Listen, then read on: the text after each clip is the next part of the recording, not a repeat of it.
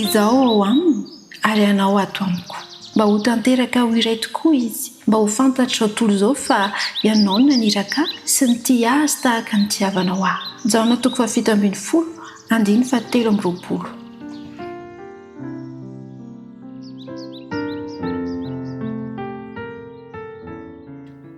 Indraindray tsika dia mametraka fanontaniana tahaka izany hoe atraiza marina ary ny habe ny fitiavany atsika.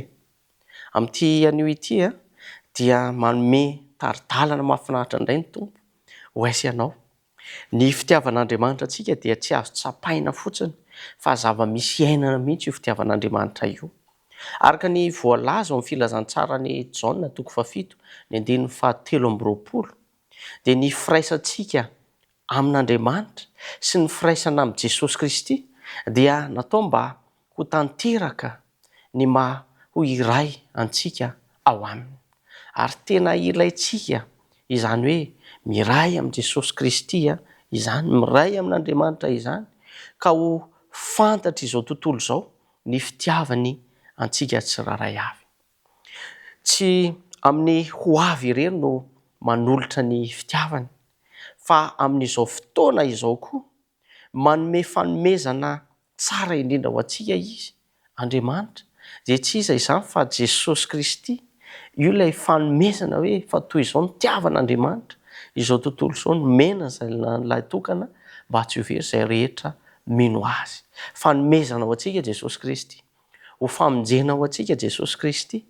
Io ny fanehoana faratampony ny amin'ny fitiavan'Andriamanitra antsika. Izay no fahasoavana ho antsika ary ireo izay manolo tena ho an'i Jesosy Kristy ary manompo azy amin'ny fo manontolo, amin'ny sainy manontolo, amin'ny fanahiny manontolo ary ny heriny rehetra dia mahazo andraikitra ambony eo amin'ny fanompoana an'Andriamanitra. Ny olona toy izany dia mahita ny fahalebiazany sy ny famboniana amin'ny asan'Andriamanitra. Ny fiomanana tsara indrindra ny avevin Jesosy Kristy tokoa dia ny fanaovana ny asany koa mba tsy ampitsanga menatra ny anaran'Andriamanitra eo amin'ny fiainantsika dia mila manao ny asany isika, mila miray amin'ny Jesosy Kristy isika, miantehatra tanteraka aminy isika. Ny asa rehetra ataony dia lasa asa masina ao anatin'izay rehefa miray aminy isika, tanteraka ao anatin'izany olona izany, ao anatintsika ihany koa ny fanoloran-tena sy ny fitiavana.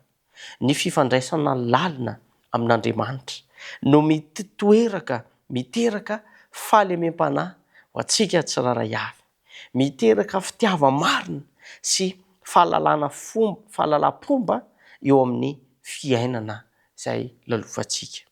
Izany hoe ny fitiavan'Andriamanitra antsika dia zava-misy iainana izy io. Tsy nofinofy fotsiny izany. Ny olona manolo tena amin'ny fony sy ny heriny rehetra dia mahazo fanomezana sy andraikitra masina avy any ambony. Ny firaisana ao amin'ny Kristy no mitondra fahalemem-panahy, fitiavana marina ary fahalalam-pomba. Andriamanitra dia miantso antsika amin'izao fotoana izao. Mahatsiaro ve ianao fa tian'Andriamanitra tahaka ny zanany ianao? Mila tsapantsika izany. Andriamanitra tokoa dia niantso antsika hoe zanany isika ary nilaza izy hoe ny zanako sy ny asan'ny tanako dia didiko ihany. Minoa izany ianao ary aoko tsapanao isanandro izany hoe zanak'Andriamanitra izany ianao.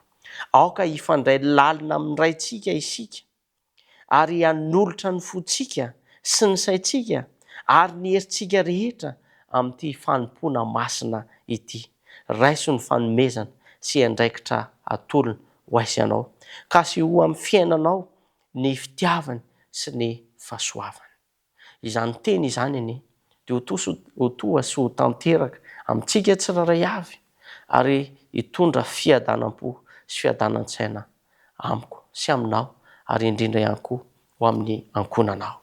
Andeha isika hiaraka hivavaka. Raha eo misaotra noho ny nanantsonanao anay hoe zanako ao izahay. Misaotra ny nanomezanao an Jesosy Kristy izay ho fanavotana ho anay tsiraray avy. Ny teninao teo dia hiainanay tsiraray avy ary hoery lehibe hoentinay miatrika ny fiainanay ka hitarika anay tsiraray avy ho amin'ny famonjena sy ny lalam-bary. Mitahi manokana ny tokantrano tsiraray avy ianao, aoka hita fity aminao ny zanakao ary tantany ny tontolo andro izay hodiavinay mba hatsapahanay ny fahatsaranao ary ny anjelinao tobo manodidina anay tsiraray avy ihany koa. Dia hisaraka vetivety izahay, izay no saraka fa ny fiadananao ho aminay tsiraray avy, amin'ny anaran'i Jesosy Kristy. Amen.